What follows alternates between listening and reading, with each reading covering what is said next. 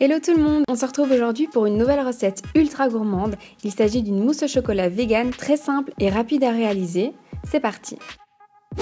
Pour 4 personnes, vous aurez besoin de 250 g de chocolat noir, de 4 cuillères à soupe de lait végétal, de préférence sans sucre ajouté, de sucre vanillé, personnellement j'utilise 2 petites sachets de 8 g, et enfin l'ingrédient miracle, c'est le jus de pois chiche qu'on appelle également aquafaba, et il vous en faudra 200 ml. On commence par placer le chocolat en morceaux dans un récipient et on ajoute les 4 cuillères à soupe de lait végétal.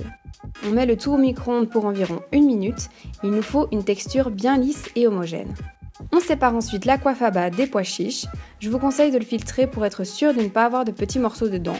D'ailleurs, ne jetez pas évidemment les pois chiches, vous pouvez en faire un délicieux houmous.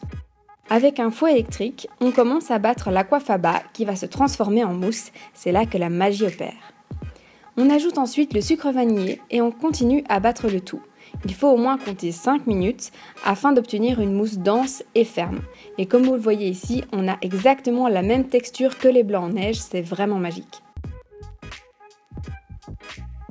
Dans un grand récipient, on verse le chocolat fondu et on ajoute une partie de l'aquafaba.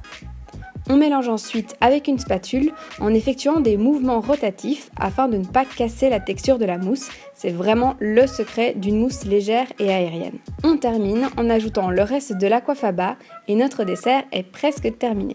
Pour ceux qui se poseraient la question, on ne goûte absolument pas les pois chiches dans ce genre de préparation.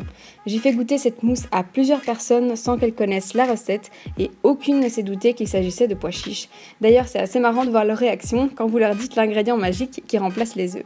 On transvase ensuite la mousse dans des verrines. Il faudra malheureusement attendre minimum 4 heures avant de déguster afin de laisser la mousse bien refroidir au réfrigérateur.